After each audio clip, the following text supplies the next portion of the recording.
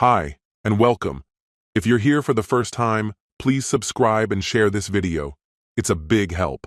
I love hearing from you, so comment where in the world you're watching. Let's jump right in.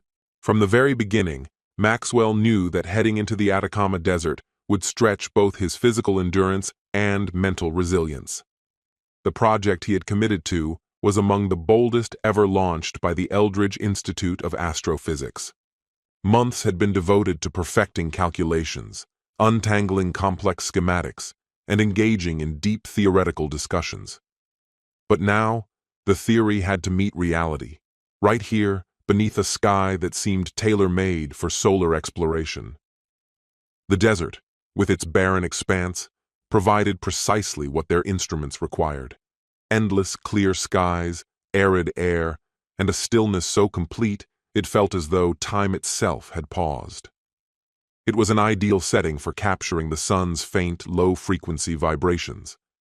To succeed, Maxwell needed to assemble and calibrate highly sensitive equipment with absolute accuracy. The margin for error was razor-thin. Any misstep could unravel the entire mission. There was no room for mental drift. Sleep was scarce in those initial days. His body slowly acclimated to the unforgiving terrain, while his mind remained locked onto the task. Each component he installed and each reading he verified brought the goal incrementally closer. Though physically cut off at the field site, he managed periodic contact with the team, and occasionally with the outside world.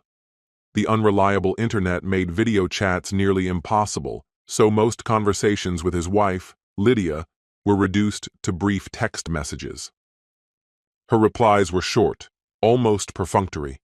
He'd often send a snapshot of the brilliant sky, a note about progress, maybe a line expressing affection.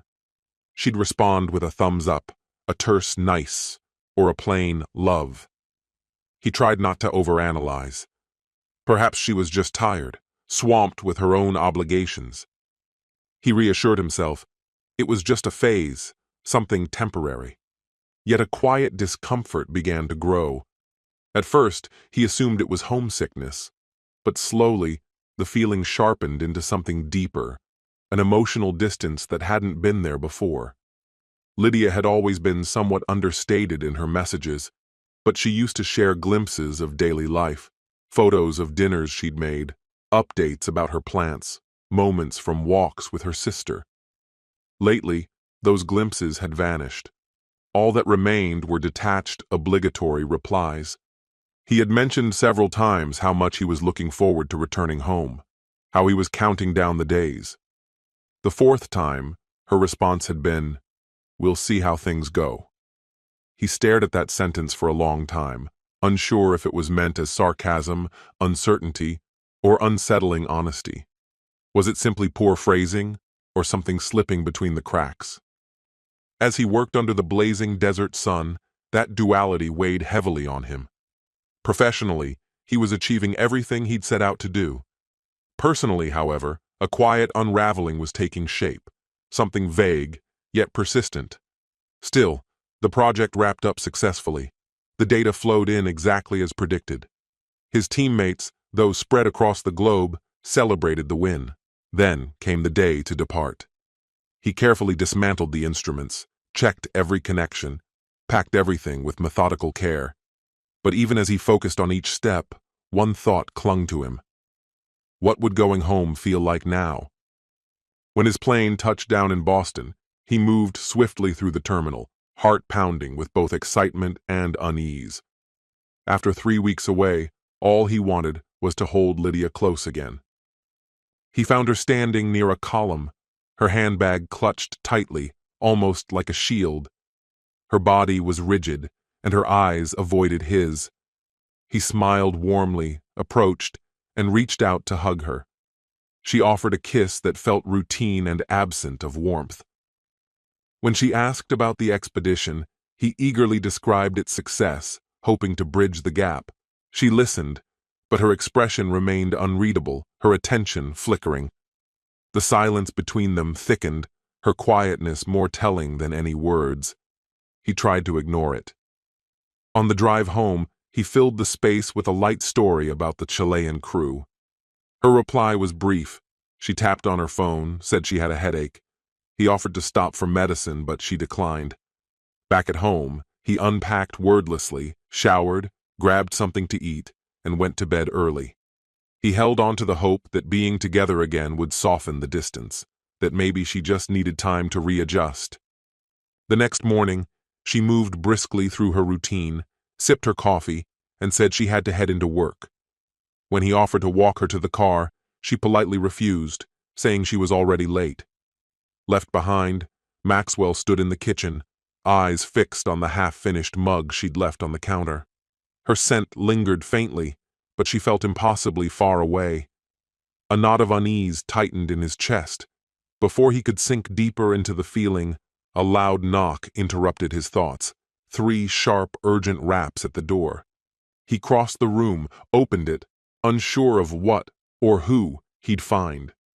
It was Sophie, his neighbor. Her eyes were red-rimmed, her breathing unsteady, like someone who had been holding back tears for too long. Without saying a word, she stepped inside, shut the door behind her, and said, "You need to know what they've been hiding from you." Her voice wasn't angry. It carried the weight of shared grief. In her hand was her phone, already open to a video. Without hesitation, she pressed play and passed it to him. The footage began with her quietly entering her own house, the camera shaking slightly in her trembling hands. She moved cautiously through the living room, each step measured, her breath audible. As she neared the hallway, the bedroom door stood ajar. She pushed it open gently, and there, in the bed, were Lydia and Blake. Entwined, half-covered by the sheets. They shared laughter and tender touches, oblivious to the world around them. For a brief moment, Sophie remained still, silently recording, until a soft creak from the floor gave her away. Blake turned sharply toward the sound and froze in place. Lydia's eyes widened in shock. She grabbed the blanket to cover herself, frantically pulling on clothes, tripping over her belongings. Blake opened his mouth, as if to explain, but no words came out. In a blur, Lydia tugged on her shirt, snatched her purse, and fled the house, cutting across the yard in a frantic attempt to escape the shame she knew awaited her. The recording ended there, leaving only the harsh rhythm of Sophie's shallow breathing on the audio. She would later explain that she had suspected something for weeks. Blake's routine had shifted. He invented fake meetings, came home late, and guarded his phone like never before. When Sophie informed him she would spend 2 days visiting her mother, she sensed it was her chance to confirm her suspicions. Instead of leaving town, she stayed just 2 streets away at her sister's house, waiting until late afternoon before slipping quietly back into her own home. What she found left no doubt, the 2 of them together in her bed, as if it were nothing out of the ordinary. So she filmed it all. From that moment forward, Sophie wrestled with how to tell Maxwell. Now that he had returned, she knew she couldn't postpone it any longer. He watched the entire video in silence, unmoving, his hands quivering slightly. What devastated him wasn't only the betrayal. It was that Lydia had chosen to deceive him while he was far away, exhausted and consumed by work, dreaming only of coming back to her. The contrast cut deeply. While he had been on the other side of the planet, devoted to their marriage, she was only steps away, dismantling everything they had built together. When the video ended, Sophie lowered her phone, waiting quietly. She didn't apologize, just stayed near him, sharing the silence. Maxwell drew a long breath, struggling to gather his scattered thoughts. He excused himself, retreating into the bedroom and shutting the door behind him. Sitting at the edge of the bed, it felt as if the ground was giving way beneath his feet. Suddenly, every moment of the past few days made perfect sense. The distant kiss at the airport, the awkward silences during the drive back. All of it was connected, but he hadn't seen it. When he finally returned to the living room, Sophie was still there, quietly respecting his space. He thanked her, not knowing what his next steps would be, but grateful for her honesty. She replied softly that he didn't deserve to live under false pretenses. A few hours later, Lydia walked through the front door, acting as if nothing had changed, unaware that Maxwell now knew the truth. He met her gaze steadily, his voice even as he asked if she had anything she wanted to say. She froze for a moment, feigning surprise, but her act crumbled quickly. She understood immediately. Her eyes fell to the floor. She sat heavily on the couch and admitted everything. She said the affair had begun out of loneliness, that she felt isolated and couldn't cope with the distance. She tried to explain herself, but her words fell flat to Maxwell. He listened as though there was now an invisible wall between them, her voice distant and unfamiliar. Finally, she admitted she had known all along that Sophie would uncover the truth. That, she confessed, was why she had seemed so withdrawn ever since Maxwell's return. He didn't yell. He didn't accuse. He simply told her that if she truly regretted her actions, she would act accordingly. Without protest, Lydia grabbed a bag, stuffed it hurriedly with clothes, and left, saying she'd stay with a friend. The house fell quiet after that. A quiet that had once felt strange now felt inevitable. The quiet of something ending. The end of a love that had broken while Maxwell was far away, believing he would return to find everything intact. Instead, he came home to find everything irreparably shattered, something that could never be made whole again. In the days following Lydia's departure, Maxwell moved through an odd, empty quiet. It wasn't simply her absence, the missing footsteps, the lost late-night conversations. It was the emptiness where certainty had once been. Each morning he woke unsure whether to feel rage or exhaustion. He avoided touching her belongings, but her presence lingered everywhere. A hairbrush on the bathroom sink, a coat on the hallway hook, a cup in the cupboard bearing a faint lipstick mark. All reminders of someone who had checked out long before actually leaving. In those first few days, Maxwell spent hours in the yard, tinkering with tools, fixing things that didn't need fixing, trying to create order where there was only inner chaos. 2 days later, Sophie appeared at his door with a lasagna. She told him she figured he wouldn't feel like cooking. He accepted, not so much because he needed food, but because he needed company untouched by betrayal. They sat down to eat, initially saying nothing, but soon conversation emerged naturally. They talked about the affair and what it felt like. Sophie recounted how her suspicions had begun when Blake started vanishing more frequently, offering flimsy explanations. One Saturday evening, he had claimed to meet an old college friend, but when she called, she heard music and a woman laughing. She hadn't confronted him then, but something in her had changed that night. As Maxwell listened, he saw his own reflection in her story. He too had rationalized Lydia's detachment, her distant eyes, her curt and distracted responses. He had told himself she was just tired or stressed from work, never imagining that she was giving herself to someone else. Sophie gave a sad smile, admitting that the hardest part wasn't the breakup itself. It was the humiliation, the realization of how thoroughly she had been deceived and how foolish that made her feel. They laughed together, genuinely, for the first time since the truth had unraveled. It was a quiet laugh, tinged with a kind of sadness they both understood. After that day, she began to stop by more often. She'd bring him a coffee, talk about the latest show she was into, or ask if he needed anything from the store. In return, Maxwell would lend a hand with small tasks at her place, fixing a stuck closet door, patching up the shower. These seemingly insignificant gestures began to form a quiet rhythm, replacing the long periods of silence with something warmer. As weeks passed, her visits no longer seemed like excuses. They became something she genuinely looked forward to.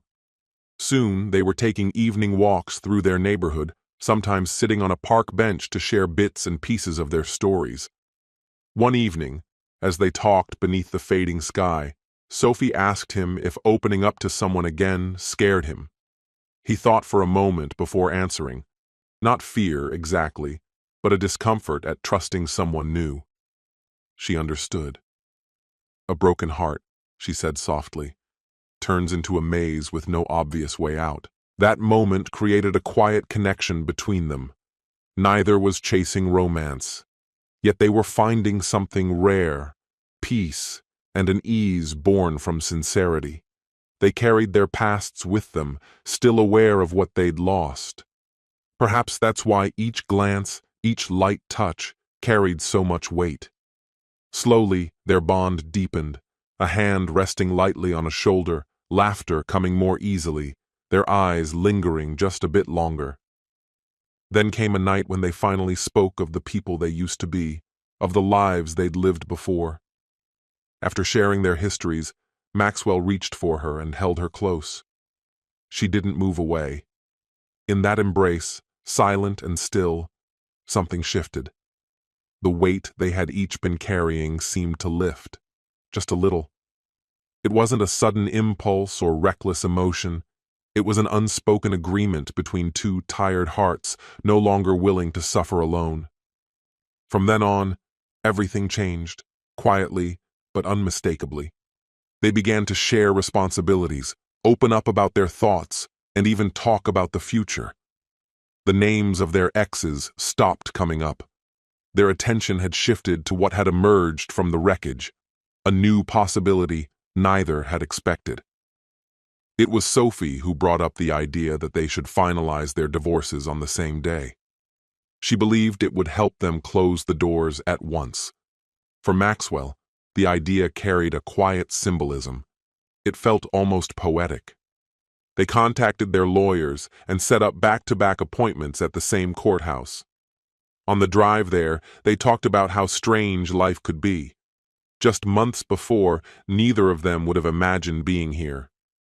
But now, they were. And despite everything, there was a calm between them. When they arrived, they got out of the car and entered separate rooms.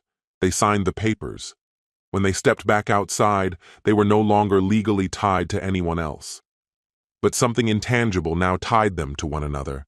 And in that moment, that was enough. Maxwell walked out with an envelope in his hand, the divorce decree still fresh.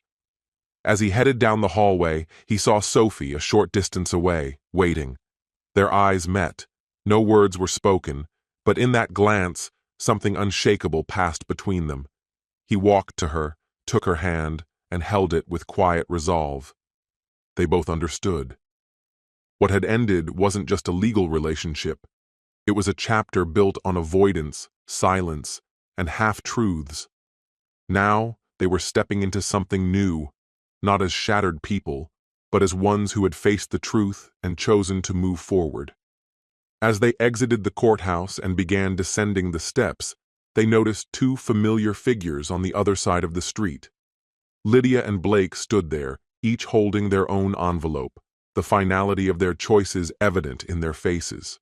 Blake glanced down at his phone, occasionally sneaking looks at Maxwell. Lydia stared at the ground, lifting her eyes only briefly, just long enough to see Maxwell's fingers intertwined with Sophie's. Her expression froze. Her lips pressed together, and a dull glint of sorrow filled her eyes. Maxwell met her gaze, not with hostility, but with a cool detachment that cut deeper than anger. Lydia opened her mouth, maybe to say something, but no sound came. The courage to speak had left her. She knew exactly what she had destroyed. And now, she could see clearly. There was no undoing it. Blake shifted beside her, visibly uncomfortable. Maybe part of him had clung to the hope that something meaningful would grow between them, but standing there, divorce documents in hand, a silent distance between them, the illusion fell apart. He didn't take her hand. Lydia crossed her arms and turned slightly away. They didn't look like partners. They looked like two people drowning under the same invisible weight of regret. As Maxwell and Sophie walked past, their quiet unity made that contrast sharper. No words passed between them and the other pair, but none were needed. The dignity with which they moved said more than any confrontation could. They hadn't come to prove anything. Their very presence, free and grounded, delivered the message Lydia had never wanted to receive. She had been the one to break the foundation they once shared, and now she stood watching him walk ahead with the very person she had betrayed him for. Life, as it tends to, had circled back in an unexpected way. A tight ache bloomed in Lydia's chest, but it arrived too late. She tried to call out, but her voice caught. Her feet stayed rooted in place. The chance to make things right had passed. All that remained now was the sharp clarity of consequences. When Maxwell and Sophie reached the car, he gave her hand a light squeeze. She turned to him with a faint smile and murmured that it felt like a chapter had finally ended. He nodded, agreeing. It was an ending, but also the beginning of something real. There was no need to define it or rush it. What they had was born not out of fantasy, but truth, and for them, that was more than enough. That night, Lydia returned to the house of the friend she'd been staying with. She sat at the edge of the bed, dropped the envelope onto the dresser, and stared up at the ceiling. The memories came crashing in, like a film she couldn't pause or rewind, one she no longer wanted to watch but couldn't escape. She thought back to the moment when Maxwell proposed, recalling how gently he moved through even the smallest rituals, how many nights he stayed up just to listen as she recounted her day. She remembered the messages he sent while deployed in distant deserts, messages she had left unanswered. Those memories now stirred a deep sense of shame within her. Regret pressed down on her heavily. But above all, she felt she had let slip away something that could never be replaced. She reached for her phone, intending to write to him, but after typing a few words, she deleted them before they could be sent. It was clear to her now that any effort to reach out would meet only silence. Somewhere else, Blake was returning to the modest apartment he rented. He dropped onto the couch, switched on the television, and mindlessly flipped through channels. At one point, he unlocked his phone and paused over Sophie's name in his contacts, considering a call, to apologize, to explain. But he knew that Sophie was beyond his reach now. That door had closed the instant he had welcomed betrayal into his life. The emptiness that settled over him wasn't the same as Lydia's grief. His emptiness carried a bitter irony, like a gambler who had played recklessly and lost everything. Yet his pride kept him from admitting it. He sat, allowing the background chatter of the television to mask a silence too heavy to face. Meanwhile, in another corner of the city, Maxwell and Sophie had chosen to spend the afternoon in each other's company. They settled into a quiet cafe, shared dreams about what lay ahead, laughed at small jokes, and exchanged stories that had remained untold until now. It felt as though life had offered them a clean slate, no pressures, no rushed promises, just a future wide open with possibility. In every gentle moment between them, there was something they had nearly forgotten: mutual respect. After all they had endured, they recognized that this, above all else, was the foundation upon which anything lasting must rest. They both knew that nothing could undo the past, but they also understood that pain, when faced with courage, can clear space for something new to take root, provided you're willing to move forward without clinging to what's behind. That was exactly what they resolved to do.